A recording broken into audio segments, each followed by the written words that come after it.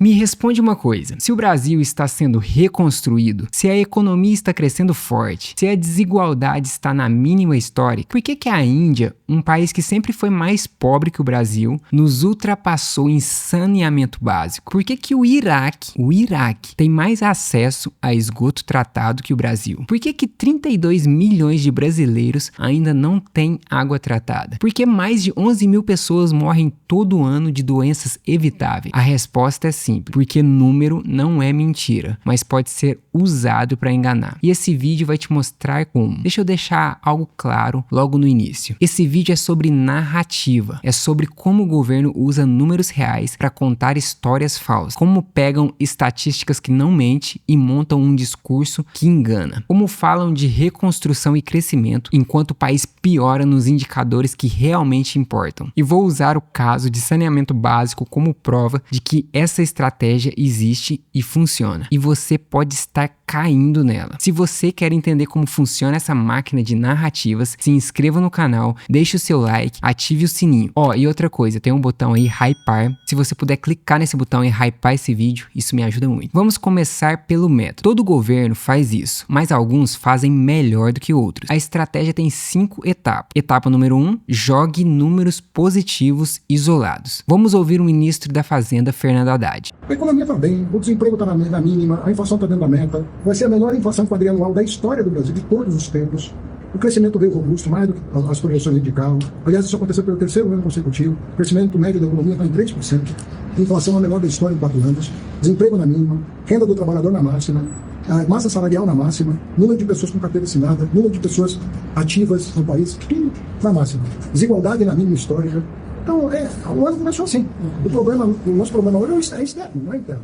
Percebeu? 7 indicadores positivos, um atrás do outro, sem contexto, sem comparação, sem estrutura. Etapa número 2, use discurso emocional de reconstrução. Agora vamos ouvir a Janja, a primeira dama. A gente traz a reconstrução do Brasil, a gente pegou um país destruído, né, economicamente, as políticas públicas desconstruídas, descontinuadas, e a gente reconstruiu isso em pouco mais de 3 anos, 2 anos e meio. Cara, eu sei que é difícil ouvir isso, mas olha a linguagem. Reconstrução, destruído, reconstruiu, vem forte, apela pra emoção, joga a culpa no passado e promete que o futuro será melhor. Etapa 3, fale com a massa e a classe média baixa. Agora vamos pro nosso presidente Lula. Pode escrever aí, pode cobrar. Dia 12 de janeiro eu tô tomando café com vocês. Pode dizer, o Lula disse um dia 12 de janeiro, às 5:11, que ele vai consertar esse país. E que esse povo pobre vai voltar a sorrir, vai voltar a tomar café, almoçar e jantar, como eu faço todo dia. Esse é um compromisso de vida e é isso que eu vou cumprir. O resto é conversa fiada. O Lula disse que vai consertar esse país e que esse povo pobre vai voltar a sorrir, vai voltar a tomar café, almoçar e jantar. Esse é um compromisso de vida e é isso que eu vou cumprir. Olha o frame, povo pobre, voltar a sorrir, tomar café, almoçar e jantar. Linguagem acessível, promessa simples, voltada para quem precisa do básico. Etapa 4, projete tudo para o futuro. Percebeu que nenhuma dessas falas fala do agora? Haddad fala de inflação quadrianual. Janja fala que reconstruiu em 2 anos e meio. Lula fala que vai consertar. Tudo é projeção, tudo é promessa, tudo é já fizemos ou vamos fazer. Mas e o presente? O presente é ignorado. Etapa 5, se cobrado, jogue a culpa no passado. E quando a realidade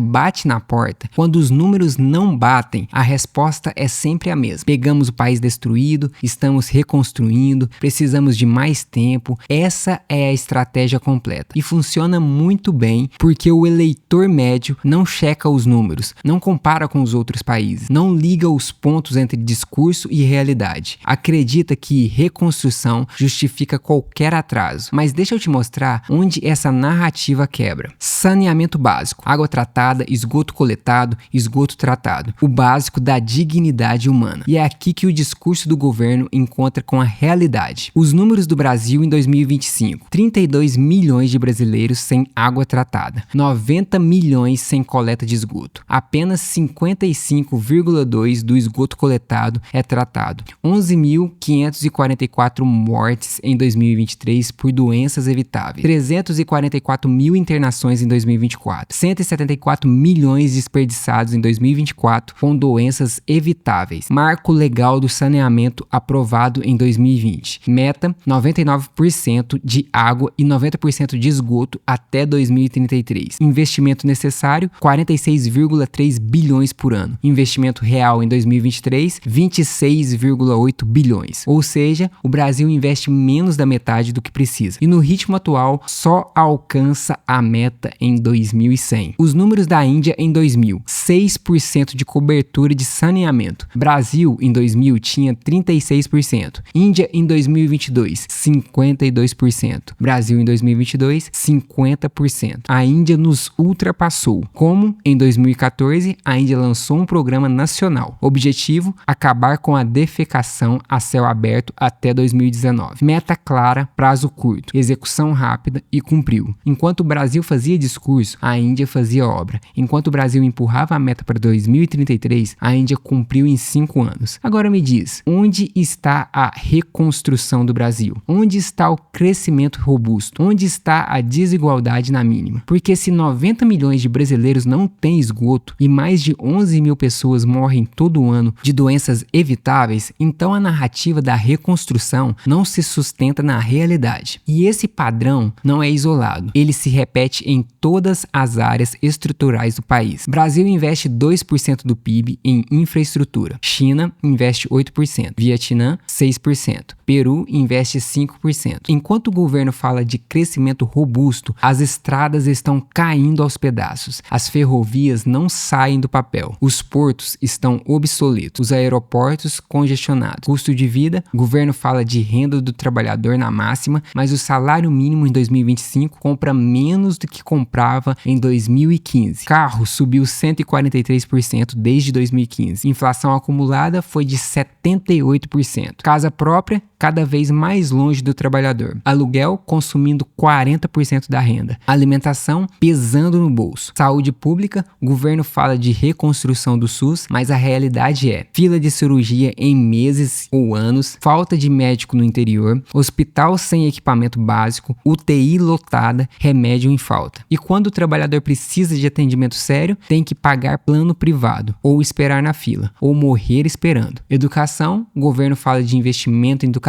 mas o Brasil ficou em último lugar no PISA. Criança de 10 anos não sabe ler. Jovem sai da escola sem matemática básica. Universidade pública, jovens doutrinados. Professor ganhando miséria. O padrão é sempre o mesmo. Discurso bonito, número seletivo, meta futura, culpa no passado. E a realidade? A realidade é um país que piora nos indicadores estruturais, porque estrutura não dá voto. Estrutura não aparece em pesquisa de popularidade.